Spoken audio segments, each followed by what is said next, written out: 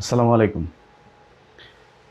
গতকাল নুসরাতের যে কাণ্ড, সেই কাণ্ডে আপনারা জানেন একটা আ রায় হয়েছে। সেই রায়ে ২০১৯ সালে যাদের ১৬ জন মানুষকে ফাঁসি দেওয়া হয়েছিল, সেই ফাঁসির আসামিদের মধ্যে ১০ জনের খালাস দেওয়া হয়েছে এবং ৪ জনের যাবজ্জীবন, আরও ২ জনের ফাঁসি এখনো বহাল রাখা হয়েছে। শুরুতেই একটা কথা বলে রাখি যে ইনশাআল্লাহ এই এই মামলায় কারো ফাঁসি হবে না। এটা আ আদালতকে চ্যালেঞ্জ করছি না। তবে আমার বিশ্বাস যে আসামি পক্ষের আইনজীবী যারা আছেন তারা পরবর্তীতে আপিল এবং তারপরে আনুষ্ঠানিকতা যা আছে সেটার মাধ্যমে আদালতকে বোঝাতে সক্ষম হবেন যে এই ঘটনাটা একটা আত্মহত্যার ঘটনা এবং এই মহিলা এর আগেও আরও ২-৩ বার আত্মহত্যার এই নাটক করেছেন এবং এই নাটকটাও শেষ নাটকেও যেটাতে সে মারা গিয়েছে সেটাতেও সে মরার জন্য আত্মহত্যা এই নাটকটা সাজায় নাই। সে মনে করেছিল যে শরীরে এই বোরকায় একটু আগুন দিবে তারপরে মানুষজন আসবে। এই অ্যাটেনশন সিকিং এইটা তার বহু আগে থেকে তার এই অবস্থা এবং তার মা নিজেও এই একই রোগে আক্রান্ত। তার মাও এর আগে একবার সুইসাইড করতে চেয়েছে এবং তাদের পারিবারিক আরও কিছু বিষয়-টিষয় আছে। তো এই মহিলা আত্মহত্যার ঘটনাকে কেন্দ্র করে কালকে যেই রায় হয়েছে এটা আমি মনে করি আংশিক সত্যের বিজয় হয়েছে। আপনারা হয়তো এই রায়টা শুনে অনেকে খুশি হয়েছেন, অনেকেই কালকে সারাদিনই সোশ্যাল মিডিয়াতে এই বিষয়টা ছিল এবং দেশের সব গণমাধ্যমই এই নিউজটা কভার করেছে। আমাদের কাছে খবরটা শুধু এতটুকুই যে ১৬ জন মানুষ, ১০ জন খালাস হয়ে গিয়েছে, আর ৪ জন যাবজ্জীবন তারাও বেঁচে যাবে, ২ জন মাত্র ফাঁসি হয়েছে। দেখেন, একজন মানুষও ফাঁসি হওয়া তো পরের কথা, একজন মানুষের ১ বছর ১ মাস জেল খাটাটাও ওই ব্যক্তির জন্য ব্যক্তিগত অনেক বিশাল বড় একটা কষ্টের ব্যাপার এবং বাংলাদেশের যেই জেলখানার যে অবস্থা, সেখানকার যে সুযোগ সুবিধা সব মিলিয়ে এই ১৬টা পরিবারের আমি সবার সাথে আমার যোগাযোগ হয় নাই, কিন্তু যতজনের সাথে যোগাযোগ হয়েছে এবং যাদের মাধ্যমে আমি সব পরিবারের খবর জানতাম, এই যে মেয়েটা এখন যাবজ্জীবন একটা মেয়ে আছে, এই মেয়ের জীবনের সব শেষ। তার অর্থ, সম্পদ, পরিবার সবকিছু শেষ। তার পৃথিবীতে জেল থেকে বের হয়ে আসার পরেও তার পৃথিবীতে বেঁচে থাকার আর কোনো কিছু অবলম্বন, শুধু জীবনটাই ফিরে পাবে, আর কিছু নাই। ১৯ সাল থেকে ২০২৬ সাল পর্যন্ত ৭ বছর যে মানুষগুলো জেল খেটেছে এবং মানে এত তড়িঘড়ি করে এই মামলার রায় হয়েছে যে ওই বছরই তাদেরকে ফাঁসি দেওয়া হয়। সেই ফাঁসির পর থেকেই তারা আজকে ৭টা বছর এই কনডেম সেলের মধ্যে তারপরে থাকছেন। আমি জেলখানায় দেখার সুযোগ হয়েছে কে কীভাবে থাকেন এগুলো। তো যারা কনডেম সেলে থাকেন সেই মানুষগুলো কত কষ্টে থাকেন, যারা জেলখানায় কোনোদিন গিয়েছেন বাংলাদেশে তারা নিশ্চয়ই জানেন। তো খবরটা শুধু এতটুকু পর্যন্তই শেষ না যে ১০ জনের খালাস হয়ে গেল, সামনে আরও হয়তো ৬ জনেরও খালাস হয়ে যাবে, এই পর্যন্ত শেষ না। এখানে আর অনেক কিছু বাকি থাকছে, সেইটারও বিচার হওয়া প্রয়োজন। প্রথমেই জানিয়ে রাখি যে নুসরাত এই যে ঘটনা, যেটাকে হত্যাকাণ্ডের ঘটনা সাজানো হয়েছে, এই সাজানোর সাথে কয়েকটা পক্ষ জড়িত। এই পক্ষের মধ্যে সবার আগে যারা জড়িত সেটা হচ্ছে ভারত। ভারত কীভাবে জড়িত? যখন মাদ্রাসায় ঘটনাটা ঘটল তখনই এখানে পিবিআইয়ের তখন বনোজ কুমার ছিল প্রধান। তিনি ঢুকলেন যে মাদ্রাসার হুজুরদেরকে পেটানোর, মারার একটা সুযোগ হয়েছে। কারণ ভারতের মূল টার্গেটটাই ছিল এই দাড়ি টুপিওয়ালা যারা ইসলামপ্রিয় মানুষ, যারা ইসলাম ধর্ম পালন করে, এই ধরনের মানুষরা তাদের মূল শত্রু ছিল। যখন দেখলো মাদ্রাসা পাওয়া গিয়েছে, এখানে এই পক্ষ মুসলমান, ওই পক্ষ হুজুর, তো দুইটারই তো একসাথে সাইজ করা যাবে, এক ঢিলে তারা ২ পাখি মেরেছে। কিভাবে কাজটা করেছে দেখেন। বনোজ কুমার প্রথমে তার পক্ষের, মানে তার পিবিআইয়ের যে পুলিশ ছিল এর মধ্যে সবচাইতে জঘন্য একটা কাজ করেছে, সেটা হচ্ছে ওসি শাহ আলম। সেই ওসি তত্ত্বাবধায়ক সরকার ক্ষমতায় আসার পরেও সে চাঁদপুরের সম্ভবত কচুয়া থানায় সে ওসি হিসাবে দায়িত্ব পালন করেছে। এটা নিয়ে ইউনূস সরকারের সর্বোচ্চ পর্যায়ে খোদা বক্সকে পর্যন্ত জানানো হয়েছে। খোদা বক্স আমাকে নিশ্চিত করেছেন যে আমরা দেখছি। ২ মাস পরে জিজ্ঞেস করলাম কি হইল, তারপরে জি আমরা দেখছি, ইলিয়াস ভাই আপনি চিন্তা করেন না, আমরা দেখছি। তারও আরও ১ মাস পরে যায় মেসেজ পাঠাইলাম যে স্যার কি দেখছেন। তো আমি তার ওই দিন মেসেজ পাঠালাম যে স্যার আপনার কি দেখা শেষ হয়েছে, আর কত বছর লাগতে পারে একটু জানাবেন। এটা বলার সাথে সাথে সে ফোন দিল। বললো, ইলিয়াস আমরা এই বিষয়গুলো দেখছি, আপনি টেনশন করেন না। আবার ফের সে একই, শেষ দিন পর্যন্ত সে ওসি শাহ আলমকে সরায় নাই। বিএনপি সরকারের কাছে অনুরোধ থাকবে, যদি আমার কথা বিশ্বাস না হয় ফেনীতে যাবেন, ফেনীতে যায়, কারণ আমি তো আমার লোক ফেনীতে সংবাদ সংগ্রহ করেছে, আমি তাদের সেই ফুটেজগুলো, আমি যখন স্ক্রিপ্ট লিখি আমার তো এগুলো সব দেখতে হয়, আমি পুরো সব দেখেছি। সেই মানুষগুলোর যে আর্তনাদ, এই শাস্তি পৃথিবীতে আর কতটুকু হবে কি হবে না আমি জানি না, যারা কিনা এই এই মানুষগুলোকে 7টা বছর এইভাবে কষ্ট দিল, এদের শাস্তি মৃত্যুর পরে হবে, এটা আল্লাহর কাছে বিচার দিয়ে রাখলাম। তবে যারা পৃথিবীতে আপনাদেরকে আল্লাহর প্রতিনিধি হিসাবে এই বিচার করার জন্য সুযোগ দিয়েছে, সরকার থেকে শুরু করে বিচারক, আপনাদের কাছে অনুরোধ থাকলো সেই ফেনীতে যাবেন, গিয়ে সেইখানে দেখবেন, জিজ্ঞেস করবেন এই ওসি শাহ আলম কী করেছে। একজন মানুষকে মেরেছে, তাকে তার পরিবারকে ভিডিও কল দিয়েছে, ফোনে কল দিয়েছে, হোয়াটসঅ্যাপে কল দিয়েছে, ইমুতে কল দিয়েছে, দিয়ে তাদেরকে শুনিয়েছে যে টর্চার করছে। তখন তারা বলছে যে আব্বা আম্মা আমারে বাঁচাও, এই সেই এইভাবে বলে বলে তারপরে তার পরিবারের কাছ থেকে টাকা নেওয়া হয়েছে।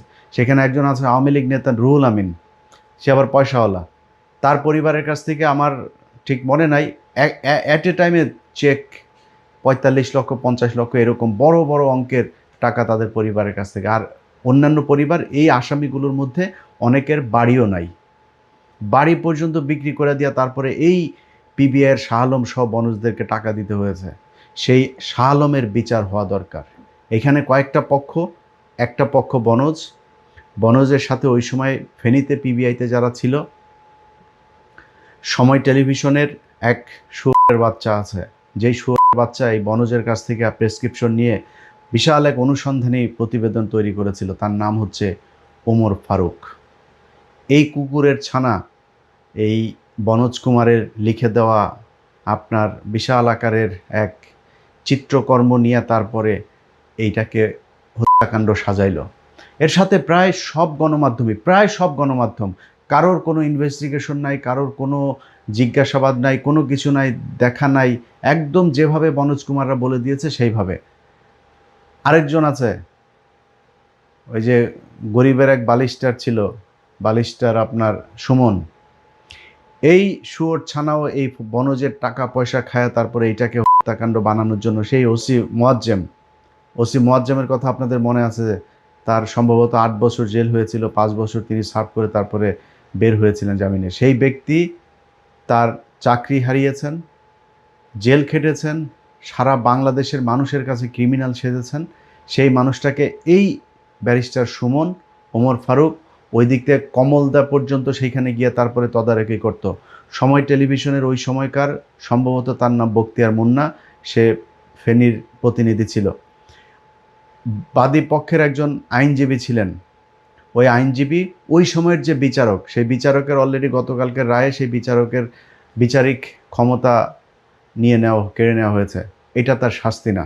তাকে এই এই এই এই পুরো চক্রটা, সময় টেলিভিশনের ওমর ফারুক সহ, তারপরে ওখানে আরেক শুয়োরের ছানা ছিল খান মোহাম্মদ রুমেল, কমল দে, সময় টেলিভিশনের ওই সময়ের প্রধান বার্তা সম্পাদক কিংবা ন্যাশনাল ডেস্ক ইনচার্জ যারা ছিল, তাদের সংশ্লিষ্টতা আছে কিনা সেইটাও আমি মনে করি খতিয়ে দেখা দরকার। বনোজ কুমার, ওসি শাহ আলম, সময় টেলিভিশনের ফেনী প্রতিনিধি, তারপরে হচ্ছে গিয়ে এই ব্যারিস্টার সুমন, এই পুরো চক্রকে বিচারক সহ বাদী পক্ষের আইনজীবী, এই নুসরাতের যে আইনজীবী ছিল, এই পুরো চক্রকে বিচারের আওতায় আনা উচিত। এটা যদি না আনা হয়, এই পরিবারগুলো, যেই পরিবারগুলো 1 দিন 2 দিন করে গুনে গুনে 365 দিন এভাবে 7 বছর তারা জেলখানায় ছিল, তাও স্বাভাবিকভাবে জেলখানায় না, মৃত্যুর দিন গুনছিল। আজকে যদি শেখ হাসিনা ক্ষমতায় থাকতো, যে বিচারের রায় আপনারা দেখেছেন, এটা এরকম হইতো না। তখন আমাদেরকে বলা হইতো যে আমরা গুজব ছড়াই, আমরা নাটক সাজাই, তারপরে এগুলো করেছি। তখনকার সময়ে এই কথাগুলো আমাদের বলা হইতো। আজকে আমাদের সেই অনুসন্ধান আজকে সত্য বলে প্রমাণিত হয়েছে। কিন্তু সত্য বলে প্রমাণিত হওয়ার পরে সেই বিচারের যতটুকু যা হয়েছে, এটা আমি মনে করি না যে মানে সব কিছু শেষ হয়ে গেল। এটার পরের এই বিচারটা এদের বিরুদ্ধে করতে হবে। দেখেন, গতকালকে নুসরাতের আরেকটা চক্রের যে মূল আরেকটা চক্র, সেই চক্রটা হচ্ছে এই নুসরাতের পরিবার। নুসরাতের 3টা ভাইয়ের মধ্যে বিশেষ করে 2টা ভাই, নুমান এবং আরেকটা ভাই আছে, এরা এই আসামি পক্ষের সাথে আমার যে 15 মিনিটসের অনুসন্ধানটা আছে, আমি গতকালকে আমার চ্যানেলে আবার আপলোড দিয়েছি। ওই অনুষ্ঠানটা আপনারা দয়া করে একটু দেখেন। দেখলে ওইখানে দেখতে পারবেন যে কত নিখুঁতভাবে নুসরাতের পরিবার, সময় টিভি, বনজ, বিচারক, আইনজীবী, এই লোকগুলো সব মিলেমিশে কীভাবে এই নাটকটা সাজিয়েছিল। সেইখানে তার পরিবার আসামি পক্ষের কাছে যায়, আসামির পরিবারের কাছে এত লক্ষ টাকা দিবেন, এত লক্ষ টাকা দিলে এরে মামলা থেকে সরাই দেবো, ওরে সে ফোন রেকর্ডও আমরা সেই অনুষ্ঠানে দিয়েছি। আমার সেই অনুসন্ধানে সেখানে তার পরিবারের মানুষের ফোন রেকর্ডও আছে। কালকে তার মা কান্নাকাটি করেছে। আল্লাহ মাফ করুক, আমি মৃত্যু মানুষকে নিয়ে কোনো শেখ মুজিব ছাড়া, ওই চুতিয়ারে ছাড়ার কারণে নিয়ে আমি খারাপ কথা বলতে চাই না, কিন্তু এই মহিলা যদি মারা যাইতো, সে যত খারাপই হোক কোনো সমস্যা ছিল না। কিন্তু এই মহিলা শুধু মারা যায় নাই, এই মহিলা আরও ফেনীর শুধু এই 16 জন না, কিন্তু আরও বহু মানুষকে ধরে নিয়ে যাওয়া হয়েছে, ধরে নিয়ে তারপরে টাকা পয়সা নিয়ে ছেড়ে দেওয়া হয়েছে। তাদের মানে এই যে বুরকার দোকান, কেরোসিনের দোকান থেকে শুরু করে বহু মানুষের কাছ থেকে টাকা পয়সা নিয়েছে, নাহলে তাদেরকেও আপনার এই আসামি বানায় দেওয়ার ভয় দেখানো হয়েছে। সো এই মহিলা, এই যে নুসরাতের মা, এই মহিলা মূলত এই মহিলার মেয়ের আপনার লাশ বিক্রি করে তারপরে নিজে পয়সাপাতি কামিয়েছে। এক ছেলের সরকারি চাকরি হয়েছে, ব্যাংকে চাকরি হয়েছে। তাদের পরিবারের লোকজন, এই নোমান থেকে শুরু করে এরা আওয়ামী লীগের সময় সব আওয়ামী লীগের লোকজন, হাসিনার সাথেও সাক্ষাৎ করেছে, সব মন্ত্রী এমপিদের সাথে তারা বিশাল আওয়ামী লীগার ছিল সেই সময়। তত্ত্বাবধায়ক সরকার যখন আসলো, হঠাৎ করে দেখি এই নোমান সহ এই নুসরাতের ভাই দুইটা আসিফ মাহমুদের সাথে, আসিফ নজরুলের সাথে, নাহিদের সাথে, হাসনাত, সারজি, যারে যেখানে সুযোগ পায় তাদের সাথে যায় যায় ছবি ওঠে। এটা ওর ব্যবসা। ওদের সাথে ছবিটা বোঝায় সে হইল গিয়া বিশাল আকারে জুলাই বিপ্লবের এরা বিরোধিতা করেছে সেই সময়। আজকে এখন এই রিসেন্টলি আমি যেটা দেখলাম, তারা বিএনপির লোকজনের সাথে যায় যায় তারপরে ছবি টবি ওঠে। বিএনপির লোকজন তো ধরেন ওই করুণা দেখায় যে ও তো নুসরাতের ভাই, আচ্ছা ঠিক আছে, ওকে আসে। কিন্তু এরা যে যা করেছে, ওর বোনরে যদি, ওর বোন আর ওর মারে যদি নাকি দৌলতদিয়াতে দিয়ে আসতো, আর মানুষ যদি ওর বোন আর মারে ইচ্ছা মতো লাগাইতো না, তারপরেও এত মানুষ ক্ষতিগ্রস্ত হইতো না। ওইখানে দিয়ে আসলে আরও যে যাইতো কাস্টমার হিসেবে, সেও মজা পাইতো, তোর মাও মজা পাইতো।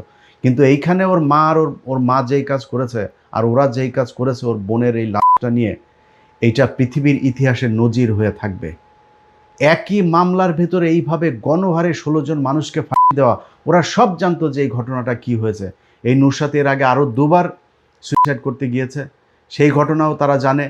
ওর নুসরাত, ওর বোনটা যে 12 ভাতারি ছিল, কত ছেলেদের সাথে যে আকাম কুকাম করেছে। যেই পুলিশ অফিসার আপনার তদন্তের জন্য এসেছে, সেই পুলিশ অফিসারের সাথেও ও লাগাইতে চাইছে, কাপড় খুলতে চাইছে। খালি সিরাজউদ্দৌলার শাস্তি দিতে হবে। সিরাজউদ্দৌলার সমস্যা কি? সিরাজউদ্দৌলা তার এই যে 12 ভাতারিপনার, এটার জন্য তার টিসি দিতে চেয়েছিল। সিরাজউদ্দৌলা তার বুরকার মধ্যে ফোন পেয়েছিল, সেই ফোন কেড়ে নিয়ে তারপরে এই পোলাপানের সামনে নিয়ে ডেকে নিয়ে তারপরে তারা অপমান করেছিল।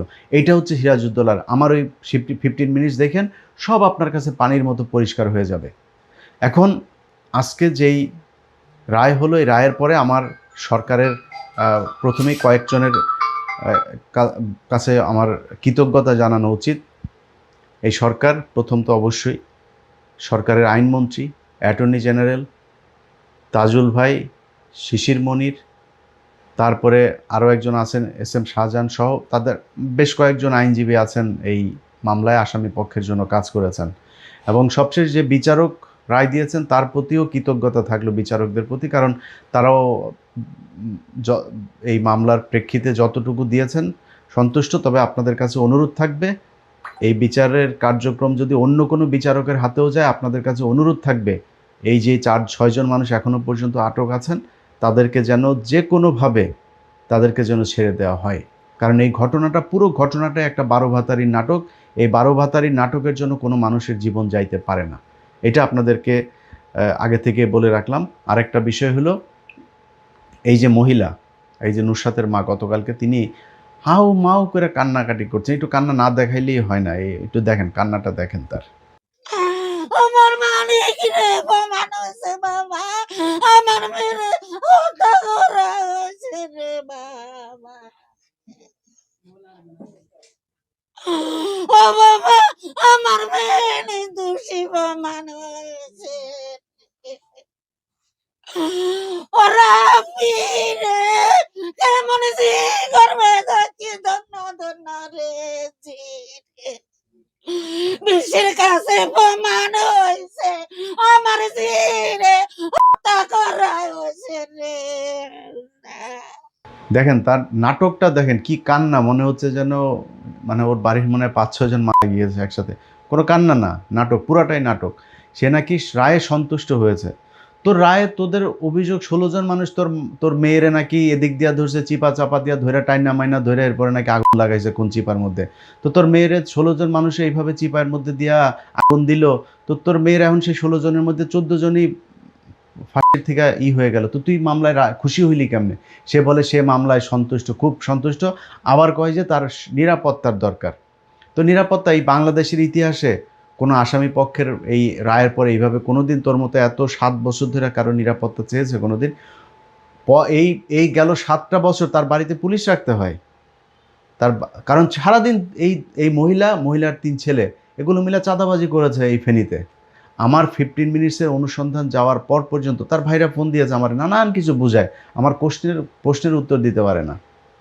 আমার নানান কিছু আমার খুব পছন্দের এক মানুষকে দিয়া তারা ফোন করেছিল, সেই মানুষটারও ভুল বুঝিয়েছে। খুব পছন্দের মানুষ, আপনারা সবাই চিনেন তারে। আমি তারে বুঝাইলাম ভাই ঘটনা কিন্তু এই এই এই। সে বলল ও ঠিক আছে ভাই, আমি তো জানতাম না। আমারে নানান ধন ফোন বুঝানোর চেষ্টা করেছে। আমি তো বুঝবো না, আমারে তো বুঝাইতে আসলেই বুঝবো না। তো আমারে বুঝাইতে হলে আপনার তথ্য প্রমাণ দিয়া তারপরে বুঝাইতে হবে। সো এই যে এরা এখন তাদের নিরাপত্তার প্রয়োজন, ফেনীবাসীর কাছে অনুরোধ থাকলো, সামাজিকভাবে হোক, আইনগতভাবে হোক, জোর জুলুম করে হোক, এই পরিবারকে আপনাদের মানে এটার শাস্তি তাদের পাইতে হবে। সব কিছু আবার সোশ্যাল মিডিয়াতে বলা যায় না, যা বুঝার বুঝা নিয়েন, এদেরকে এই শাস্তি পেতে হবে।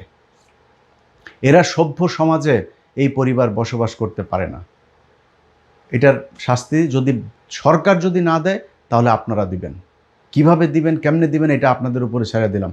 আর প্রশাসনের কাছে অনুরোধ থাকলো, এদের বাড়িতে কোনো পুলিশ টুলিশ পাহারা দিয়ে না, আল্লাহর ওয়াস্তে। 7টা বছর এতগুলো মানুষ, এখনও পর্যন্ত আরও 2 জন এই যে এই শুনানিটার জন্য কত কত জায়গায় এই ফেনীর লোকগুলো তো এই ভাই, আমার তো সমস্যা হয়েছে যে মানে আমারে ওই পাওয়ারফুল মানুষজন আমারে কেউ পছন্দ করে না। যত মানুষের সমস্যা, যত মানুষ মানে নির্যাতিত, এদের হইল গিয়ে আইসা বলার জায়গা এই একটা আমি। এখানে ভাই আমারে ভাই এই 2 দিন পর পর ওরে বলি এরে বলি ভাই শুনানিটার জন্য, এই শুনানিটার জন্য কত কিছু, কত জনেরে বলেছে যে ভাই এটার একটু করে আয়না দেন, টানে একটু আগায় দেন। এই যে এখনও বিডিআরের ইয়েটা দেন, বেঞ্চ গঠনের জন্য শুনানি হয় না। আপনি চিন্তা করতে পারেন ভাই, আপনার মানুষের 17টা বছর জেলখানায়, আপনার কষ্ট হয় না, আপনার ফিল হয় না? আপনারাও তো জেল খেটেছেন। এই মানুষগুলিরে খালি শুনানির জন্য আপনি জেলে আটকায় রাখবেন? এই অবিচার, এই মানে কি বলবো যে মানুষের কষ্ট দেয়, এটা আল্লাহ সহ্য করবে না। 17 বছর কিন্তু আপনারাও কষ্ট করেছেন, এই 15টা বছর। সেই 15 বছর কষ্ট করার পরে যদি হুঁশ না ফেরে, সেই জেলখানার সেই কষ্টটা যদি আপনারা বুঝতে না পারেন, তাইলে আর কিছু বলার নাই। যদি আসলেই মনে করেন, এখনও বলছে আরও বেশ 400-450 আলেম এখনও এই বাল দমন সন্ত্রাস দমন আইনে আটকায় রাখা হয়েছে। এদেরকে ছাড়েন, বিডিআরের লোকগুলোরে ছাড়েন, বিডিআরের আসল অপরাধী যারা তাদেরকে ধরেন, সেনাবাহিনী যারা জড়িত ছিল তাদের ধরেন, আওয়ামী লীগের যারা ছিল তাদের ধরেন, ইন্ডিয়ার কারা কারা ছিল তাদের ব্যাপারে প্রয়োজনে আন্তর্জাতিক অপরাধ ট্রাইব্যুনালের নেন, কিন্তু এদের ধরতে হবে। তো এই হলো আমার আজকের বক্তব্য। আমি যেই কয়টা পক্ষের কথা বললাম মোটা দাগে বলে আবারও, রুশাতের পরিবার, ওসি শাহ আলম, বনোজ কুমার সহ পিবিআর যারা যারা ওই সময় সম্পৃক্ত ছিল, সময় টেলিভিশনের যে কজন সম্পৃক্ত ছিল, ব্যারিস্টার সুমন, এগুলোর জন্য এই হত্যা মামলাটার আমার মনে হয় আরেকটা মামলা অবশ্যই হওয়া উচিত। ওই সময়ের বিচারক সহ ওই সময়ের বাদীপক্ষের আইনজীবী এই সব কয়টারে এই বিচারের আওতায় আনতে হবে। এটা যদি আনে, ভবিষ্যতে এই ধরনের এই কনস্পাইরেসি করে তারপরে মানুষকে, নিরীহ মানুষকে এইভাবে এই কন্ডেম সেলের মধ্যে বছরের পর বছর রাখার যে ব্যবস্থা করা হয়েছিল, এটা করার আর ভবিষ্যতে কোনো সাহস পাবে না। আর সবশেষ একটা জিনিস বলে রাখি, সেটা হইলো আমি এটা করার পরে ফেনীর একটা ছোট একটা মানে পেজ আর কি, ওইখানকার স্থানীয় এক পত্রিকার নাম দিয়ে একটা পেজ খোলা। তো ওই পেজে বলেছে যে ইলিয়াস হুসাইন হইল গিয়া এই আসামি পক্ষের কাছ থেকে আমার নাকি অঢেল টাকা দিয়ে তারপরে আমি নাকি এই মামলার এটারে নাকি ঘুরাই দিয়েছি, আমি নাকি অঢেল টাকা দিয়ে একটা নাটক সাজায় তারপরে মিথ্যারে সত্য বানাইছি, সত্যরে মিথ্যা বানাইছি। তো ভাই আপনি সহ আমার সমালোচনা করেন, আমার অনেক সমালোচনা করা অনেক জিনিস আছে, আমি ভুল করি, আমার পাপ আছে, আমি ফেরেশতা না ভাই। সমালোচনা করেন, কিন্তু এই মানে কোনো নির্যাতিত মানুষের কাছে কোনোদিন ইলিয়াস হোসেন কোনোদিন টাকা পয়সা নিয়েছে? দেওয়া ছাড়া নিয়েছে কোনোদিন টাকা পয়সা? আমার টিম ফেনীতে যাওয়ার পরে আমার টিমেরে ওই হোটেল ভাড়াটা দেওয়ার জন্য জিজ্ঞেস করেন, ওই আসামি পক্ষের এই লোকজন যারা আছে তাদের জিজ্ঞেস করেন, আরেক সাংবাদিকও আছে 2-3 জন, এই লোকগুলোর যা জিজ্ঞেস করেন যে আমার এই হোটেল ভাড়াটা আমার লোক যখন গিয়েছিল দেওয়ার জন্য কত পারাপারি করেছে। আমার রিপোর্টার আমারে জিজ্ঞেস করলো, ভাই এই ব্যাপারে ওনারা খুব পারাপারি করছে, খাইতে আসছে, এখন ওই খাবার বিল তারা দিবে। আমার বললাম, ঠিক আছে, খাইতে আসছেন, খাবার তো খান, সমস্যা নেই, ওইটা বিল দিতে চাইলে দেখ, হোটেলের বিল টেল কোনো কিছু নেওয়া যাবে না। 4 আনা পয়সা এই এই পুরো আসামি পক্ষের এতগুলো পরিবারের কোনো পরিবার থেকে যদি 4 আনা পয়সার একটা একটা সিকি যদি ইলিয়াস হোসেন বা ইলিয়াস হোসেনের কোনো লোকজনের কাছে যদি কেউ দিয়ে থাকে, এটা প্রমাণ করতে পারেন, জীবনে কোনো দিন এই এত নীতিবান হয়ে তারপরে কথা বলতে আসবো না আপনাদের সামনে। সো সব জায়গায় রাজনীতি করা ঠিক না। হ্যাঁ, আল্লাহ, জীবনে বহু পাপ করি, বাট এই যে বাবুল আক্তার সহ এই যে কত আলেম, এই যে এই মানুষগুলিও, যে কটা মানুষ বাঁচাইছে, আল্লাহর কাছে যায় ক্লেম করতে পারবো যে আল্লাহ কিছু ভালো কাজ করছিলাম, এটার জন্য জীবনের পাপগুলি মাফ করে দেন। তো সবখানে এই মানে জাউরামি করতে আইসেন না, এটা করা ঠিক না। ইলিয়াস হুসাইন ওই জায়গায় যেদিন যাবে সেদিন ইলিয়াস হুসাইনের মানে এই যা আছে সব কিছু আল্লাহ যেন ধ্বংস করে দেয়। আল্লাহ হাফেজ।